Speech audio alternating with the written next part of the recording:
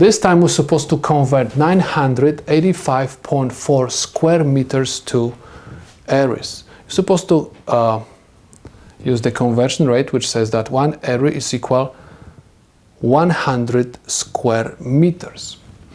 Let me rewrite this problem one more time. I have 985.4 square meters, and we have to convert this to areas.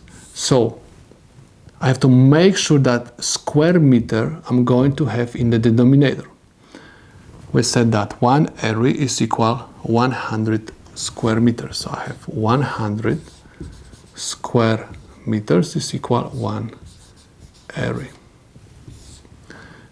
Square meter and square meter will cancel out, and I'm going to end up with 985.4 area over 100.